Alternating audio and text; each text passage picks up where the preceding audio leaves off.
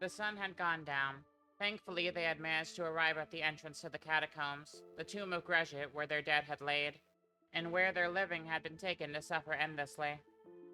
Well, if your sister's anywhere, Trevor muttered to the boy next to him. He had already agreed to go get Poco's sister. That wasn't the thing he was mad about right now. What did irritate him was the fact that Jonathan Joestar had basically roped him into going to get a speaker as well. A speaker they didn't even know, and who they had no idea what she even looked like. One who had apparently come here with a purpose, and one who might not be willing to leave so willingly unless she found what she was looking for. Poco nodded next to Trevor, and he moved next to the entrance before Trevor put a hand on his shoulder, pulling him back and stopping him immediately. Not so fast, Shabrat, Trevor replied. Once we step in there, there's no telling what we'll find. Outside, even if it's under attack, is human territory, but in there, that's a vampire's nest. And once we step in, death around every corner isn't just an expression. You understand me? But, my sister, the boy began. The look in his eyes showed Trevor exactly what he needed to make sure he kept him out. If she's alive, I'll get her, Trevor replied. But I'm not going to be the one to tell her brother died in a place he shouldn't have been poking around in the first place. Trevor crossed his arms, not making eye contact with the boy who was practically trembling, trying to find a way to refute the argument laid out before him. Jonathan knelt beside the boy, placing a hand on his shoulder and giving him a smile as bright as he could. You're a very brave young man, he began. I'm sure your sister would be very proud of you, but you've already done more than enough. You went out to find help, right? Somebody to help you carry this burden. Poco nodded, slowly wiping his eyes. Then trust us, Jonathan continued. We won't let you down. Oh, good grief. Trevor rolled his eyes. Now that we have all that sorted away, the three of us can get things underway. Wait, 3? Speedwagon asked. Yeah, the 3 people who know about vampire killing techniques are gonna go kill vampires, Trevor replied, heavily sighing to accentuate his point. Somebody has to stay up here with the kid, don't they?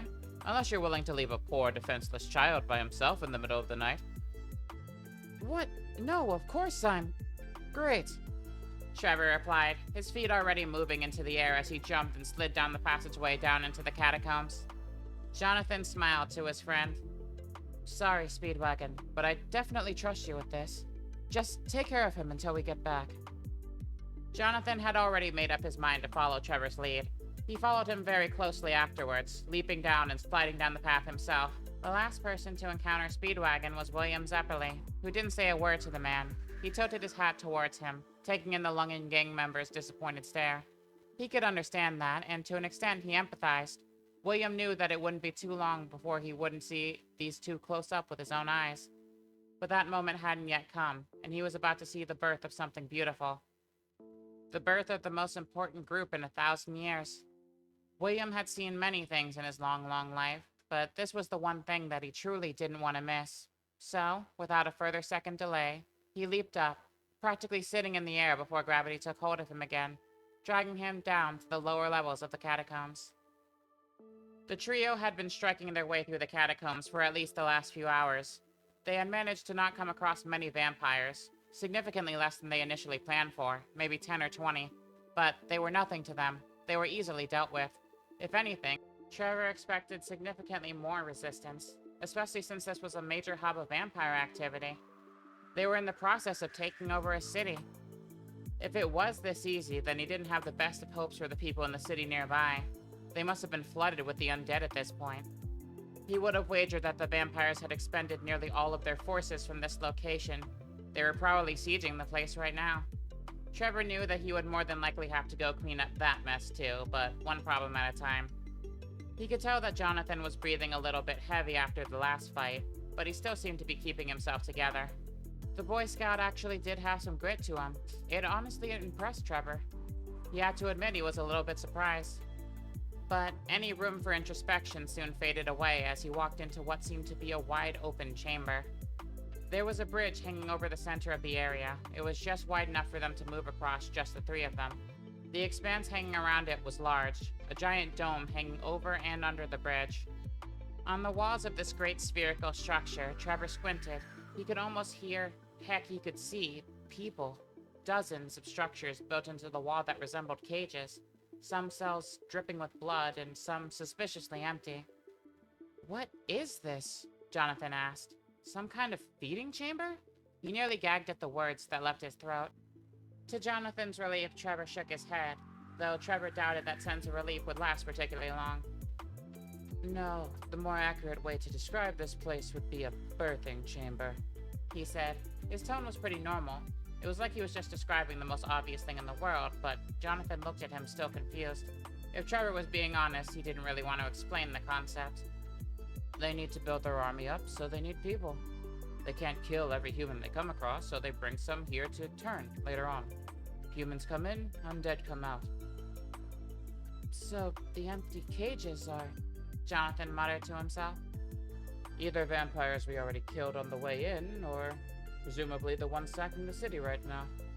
Maybe even some of those winged creatures roaming around, but I doubt it. Those seem to be more of Dracula's thing," Trevor replied. "So what, it's like a factory designed to rob people of their free will?" Jonathan realized. "How despicable. I struggle to even think of something so villainous." "It's not particularly uncommon among the undead, Jonathan," William replied. He too looked stoic right now, but he could feel the sickness burning through his gut. He never got used to sights like this. Very few people join their ranks willingly, and yet their population continues to grow year after year. How do you think that happens?" Jonathan clenched and unclenched his fist. He could feel righteous anger bubbling through his gut, pumping his blood harder and harder, to the point that his veins threatened to burst. They couldn't just rescue the people they were sent here to rescue. They had to save them all. He couldn't abandon anyone to this fate. Trevor could already tell what he was thinking. He wasn't particularly happy about leaving people here either, so he was willing to do it. He did, however, want to leave alive, but he would cross that bridge when he got to it. The longer he stayed here, the longer they were in danger. And right now, he had made 2 promises, and he needed to fulfill them. So he started to gaze ahead, looking at each individual cage on the wall. First, he was looking for children. Poco's sister couldn't have been more than a few years older than him, which meant he was probably looking for a person in the preteen to early teenage years. It took him longer than expected to find anybody who fit that list. A majority of the people here were adults. He honestly didn't know whether that was a good or bad thing. It meant that either the vampires simply hadn't been kidnapping children from the town, in which case they were probably safe, or it meant that the children were the first ones to be turned. Potentially even worse, but he forced that thought out of his head as quickly as he could. He finally managed to lock eyes with the only person in these cages who didn't seem to be afraid. Rather, the person inside that cage seemed to be angry. It was a girl, not very old, but older than Poco. She kicked against her confines repeatedly, sending pangs of metal sound throughout the empty cavern they stood in. In the faintest bit of candlelight that reached up to the girl, Trevor found himself just about able to see her face. The brown hair that surrounded her slightly dark complexion, the same freckles that adorned Poco's face. Trevor grinned. "Well, I think that's one down," he said, turning to the others. Jonathan looked up to where Trevor had been and smiled. "Incredible, you have quite the eye," he said. In the moment, though, Trevor really didn't hear his voice. Instead, his hearing faded, and his vision focused on William Zeppeli. His old mentor wasn't looking in the direction he pointed out. He wasn't even looking at Trevor. In fact, he was looking past Trevor to the other side of the bridge. Almost as if the universe was waiting for a cue, when Trevor noticed the direction William was looking, he heard something coming from there as well. Something much louder than the metallic thunk that Poco's sister had made. It sounded like rubble. Like stone was flying from the ground, which in his mind meant only one thing. Somebody was fighting. He turned, a soft glow illuminating his face from the new direction. He squinted against the new light as he made it out. It looked like a flame, but unlike the standard candles that were around him, this flame was moving rapidly, being swung around like a weapon. There was nothing attached to it, it was just floating, being guided by the hand of a woman. A woman in speaker's clothing, who had just used her hand to blast fire into the face of what looked to be a vampire. The creature looked mostly unscathed, gently patting smoke off his face. It smiled, its giant form looming over her. "And I'm guessing that's Sypha," Trevor replied, Jonathan moving next to him as the two surveyed the situation. It turned out the speaker was a magician. Trevor would have appreciated that detail before he came here, but fine. He would yell at the old man who sent him here later. What concerned him was the thing she was casting spells at. Even if vampires were good healers, it took a pretty powerful one to shrug off a blast like that. Probably an upper-tier monster. Which instantly meant this Dio person was more dangerous than he thought. If he could make this kind of thing. Trevor shivered at the thought. But he also assumed that Dio wouldn't just leave one monster to defend this place. He knew there would be other vampires here, but this was the only one that really seemed like a threat. Unless he did leave one around and it was already cleared out of this hellhole. In which case it would also be attacking the town. Let's move, Trevor ordered. Right now he would have to deal with the one in front of him. Jonathan began to follow after him, only to stop in his tracks as William Zeppeli grabbed his arm. Not yet, the man replied, looking solely at Jonathan. Trevor scoffed, not even bothering to turn around. Fine then, you cranky old man. Trevor rushed forward without them, closing the distance between himself and the monster in a few mere moments. He swung his blade up, cutting into the creature's side. The speaker, now directly next to him, turned to him. Who the hell are you supposed to be? Sypha asked the man next to her, before noticing the sigil on his back. A Belmont? You can be in shock later. Unfortunately, we have work to do, Trevor ordered, narrowly dodging a swing from the vampire's knife that swung by his head. On the other side of the bridge, Jonathan turned to his teacher. He tried to pull his arm away for a moment, but soon realized that William Zeppeli's grip was unmatched, at least by him. We have to help. Why are you holding me here? You're still new to this, Jonathan, William replied. Jonathan didn't understand what the man meant by this, but he soon continued. The most difficult opponent you've ever fought is Dio Brando, and that was Dio when he was first learning to be a vampire. Back then, he wasn't anything special, and this opponent definitely is. I don't understand. Special how? What the hell? Trevor's voice rang in Jonathan's ears. Directly before Trevor and Sypha, the person before them had started leaking metal from its skin. Blades, scalpels. Scalpels were embedded into every inch of its body. He must have put them there himself, allowing his body to heal around them. I have to say, I'm used to my victims being a lot less lively than the two of you, the man before him said. I have to admit this is a lot more fun.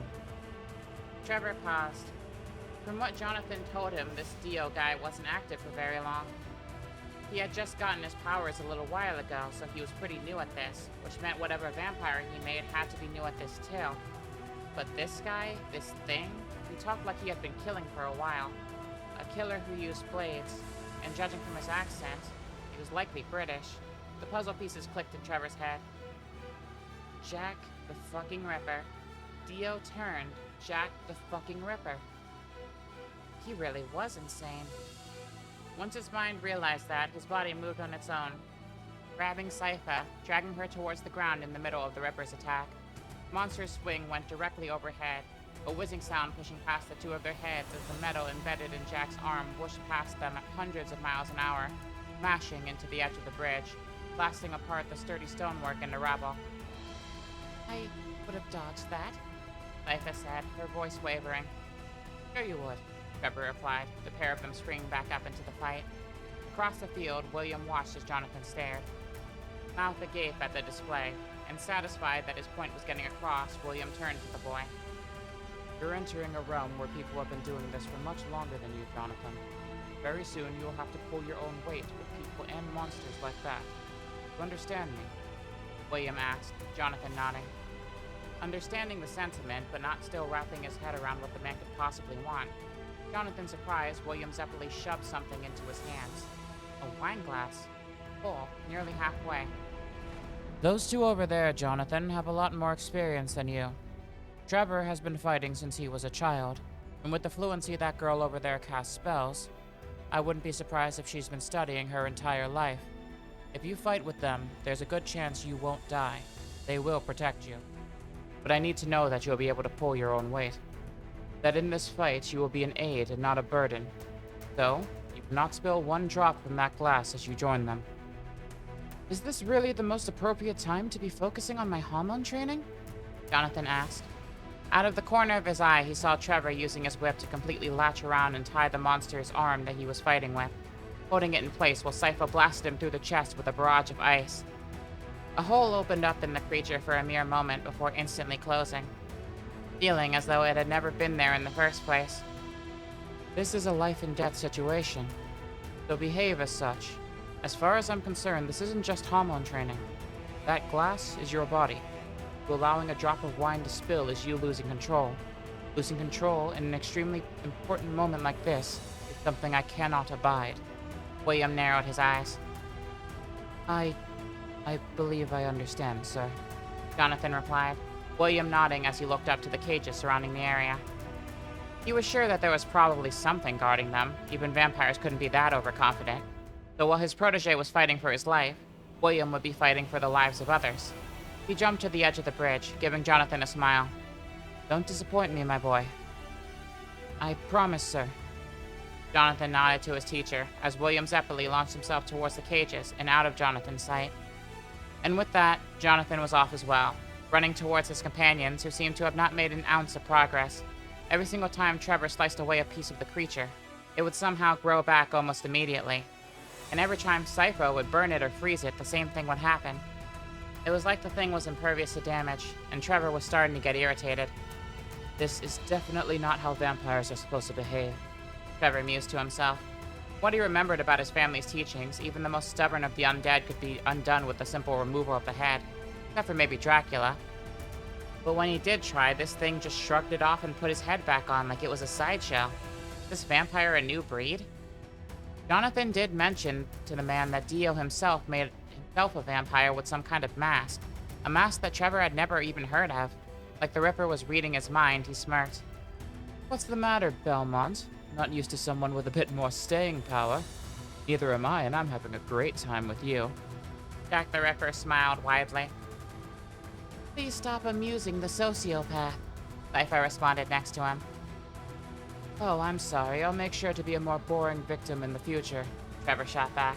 Clearly this is my fault. I'm the one who went wandering into a vampire den for no reason. It was not for no... Right then, for a legend that nobody actually believes, Trevor said, stopping in his tracks with the sound of footsteps ring in his ears. That's much better. Footsteps from behind. He let a small smile cross his lips. This type of vampire might have been new, but every vampire could be killed by one thing. Sunlight. Right on time, Johnny, Trevor said to himself, pushing his body to the side as Jonathan launched a direct hormone-charged punch into the vampire's chest, fizzling away the top layer of his skin as he jumped back in shock. He clearly wasn't prepared for it. Are you both okay? Jonathan asked, turning his head towards the both of them. Apparently I am now, Sypha said.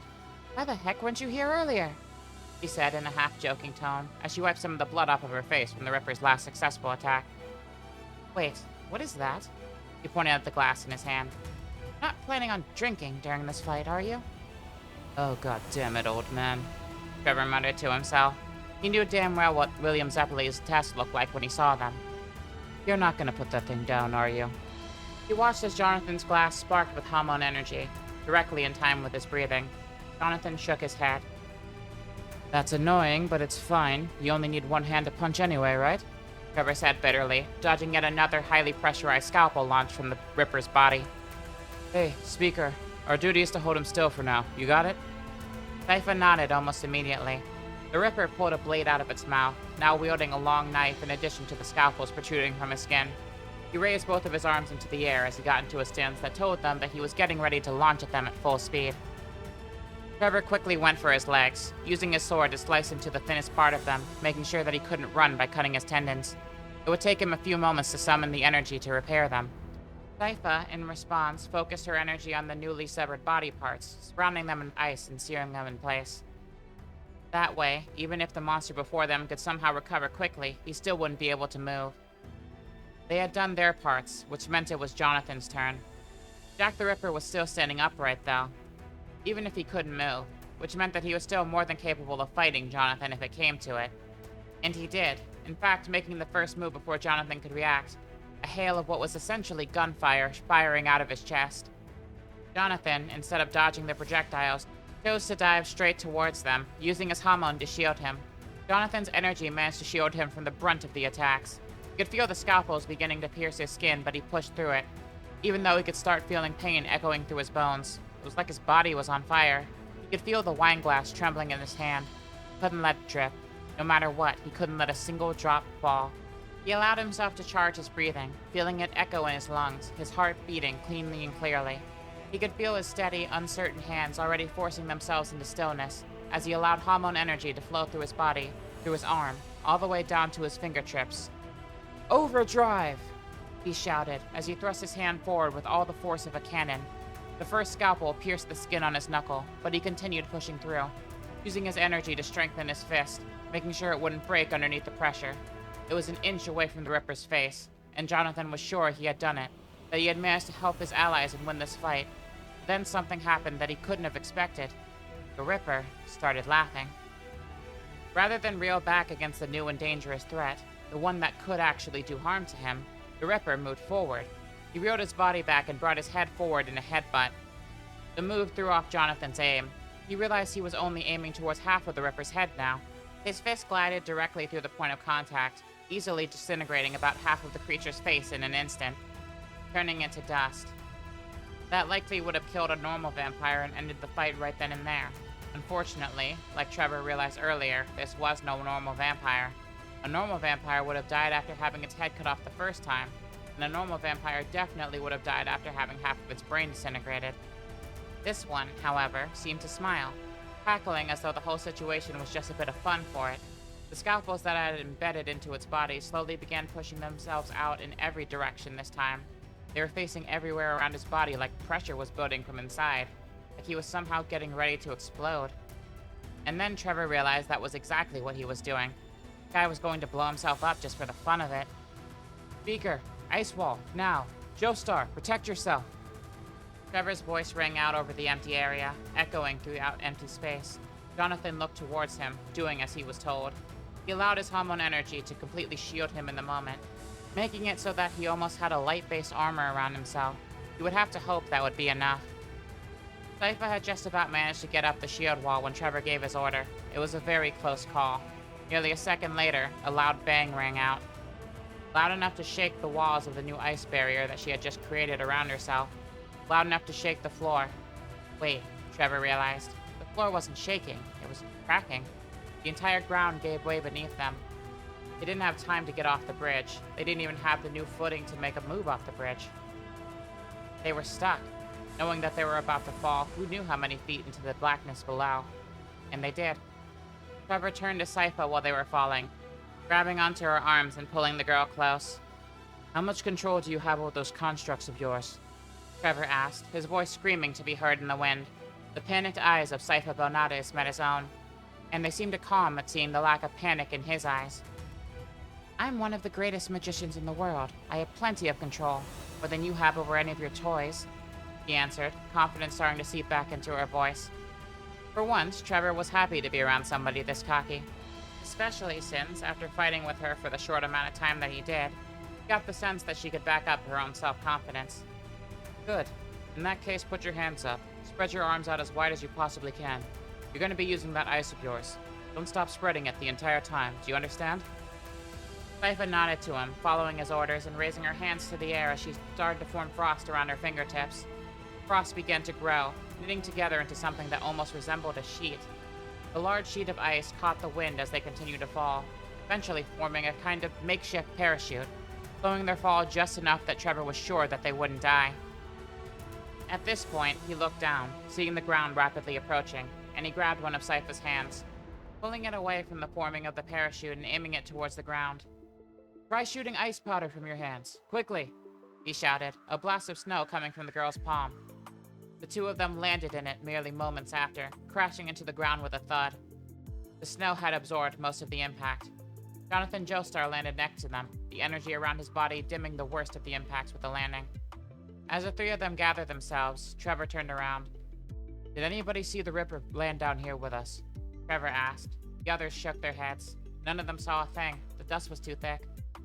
And the snow that they had created to land safely didn't help the matter. It had created a makeshift fog, something that was too dense for any of them to see through.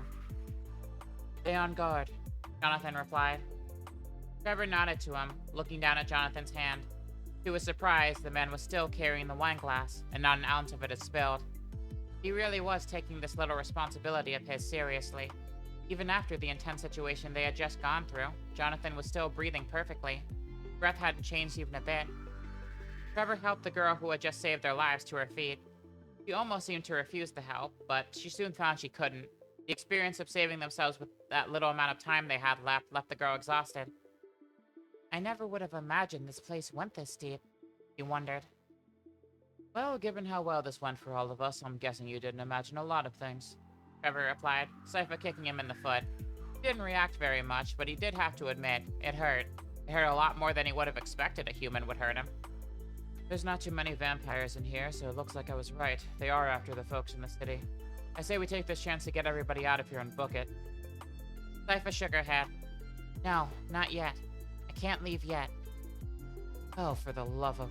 Trevor paused as the fog began to clear, just enough for him to make out a silhouette in the background. Silhouette of what appeared to be a coffin. Two larger objects feeding into it, and the containers for those objects seemed to hold blood. The design of this coffin was large and ornate, gold trimmed around it. Clearly whoever was inside of this thing, they were special. Like a... sleeping soldier. Trevor pinched his brow. You've gotta be fucking kidding me. He groaned, Sypha giving the man a very triumphant look that screamed, I told you so. Carmilla had expected to be the last person to attend Dracula's war council. She expected it, but it didn't happen. She was in the middle of her speech, talking about why it was odd that Dracula didn't turn his wife if he had truly loved her so much, and why he didn't welcome her into his immoral gallery. He was busy sowing the seeds of doubt in the minds of everybody present. He had expected to reach each and every one of them, but they had been distracted by something. The new opening of the doors. Godbrand, Carmilla replied, watching the man walk into the room. He seemed different than she expected. She knew the rumors. Godbrand was a loud, obnoxious idiot, but he seemed almost composed, serious as a matter of fact. If she didn't know any better, she might even call him imposing. Ah, Carmilla, a pleasure as always. He clapped the girl on the back like they were old friends, despite the fact that they had barely met in the past, and when they had, it hadn't exactly been pleasant. I see you're still boring people with your voice. When was the last time I even talked to you? Carmilla asked. I'm sure you wish it wasn't as long as it was, princess, but we can talk more if you want. He grinned to the girl, nudging her. Carmilla's eye twitched. That behavior definitely put him back on the level of the kind of idiot she was expecting. But it still seemed the slightest bit off. He was still too composed, even when he said it. He was the kind of man who practically foamed at the mouth to do anything stupid. It felt more rehearsed than usual. I was just informing the others of my questions with the current state of things, so if you don't mind, he said warningly. Questions? We're vampires. What the hell would you bother with questions? Godbrand asked, Carmilla raising an eyebrow to him. We're here because the man himself wants us to be here. We're his soldiers. We're here to follow orders. That right, Lord Dracula? He said, his tone ringing out in a very rehearsed manner. Something that definitely set Carmilla's ears ablaze with suspicion. Right, Godbrand, Dracula replied. He expected Godbrand to be the worst of the problems he had to deal with today, but somehow he was turning out to be the easiest member of his war council. That he definitely wasn't expecting. Even his human companions, Isaac and Hector, seemed to be rather confused as well. Having heard stories of Godbrand in the past, and none of those stories having been particularly flattering towards him, he was supposed to be a mindless savage. At least that's how Isaac would have viewed him. He resolved to keep an eye on him just in case, even if he was openly following Dracula in the moment. Thankfully for Carmilla, the rest of the War Council went as planned. She left soon after. She had to think. She didn't know what to do about Godbrand, at least for the moment, but she resolved to at least make sure that he was within her mind. In fact, as soon as he left the area, one of the first people to do so, followed him outside, but she lost track of him very quickly. He had to have used his speed to get away from her that quick. And to exert himself that much just to disappear in the woods meant she was definitely onto something. Godbrand was up to something he didn't want the others to find out, but he wasn't exactly the kind of person who could scheme. Which meant if he did have a plan that was even slightly complicated, it probably came from somebody else. And she knew it would be a good idea to understand just who that was. Godbrand, meanwhile, had moved to a nearby forest sitting atop a tree. He was sure that no vampire would come this far out. There weren't many people in the area to hunt. Sighed. I've done what you've asked of me, my lord. I ingratiated myself to Dracula in the first meeting. I will continue to do as he says, as you've told me. Make sure I get close to him. Excellent. Have you, by any chance, encountered any dissent? Don't seem happy with Dracula's rule. Godbrand heard a voice in his head, the voice of his master, Dio Brando. I believe so. It's a vampire lord, a woman by the name of Carmilla. Openly trying to dissuade Dracula's people from following his orders, trying to cause people to doubt him, Godbrand reported. On the other end of their link, Dio nodded to himself. The world belonged to Dio, not Dracula, and he supposed it was good that somebody was giving Dracula a rough time. That said, defeating Dracula would be a lot easier if he was sure what everyone's doing. Having a lone actor running around would certainly be trouble if he wasn't careful. Although, he had the potential to use this woman, possibly. If that's the case, try to keep an eye on her. Maybe ingratiate yourself to her if you can. I might want to get in contact with her soon. See if you can make her open to such a thing. Dio said. If you feel the moment is right, I give you permission to inform her of my existence. But only if you're sure. Godbrand nodded furiously.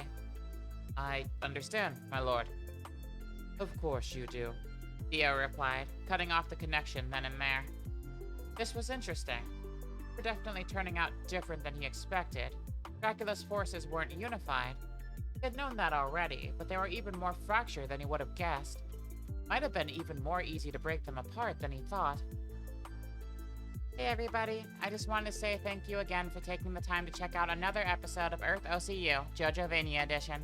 It was a lot of fun to work on this episode, and I was really excited to get back into it. Especially because I finally got to introduce Sypha, who was one of my favorite characters in all of fiction.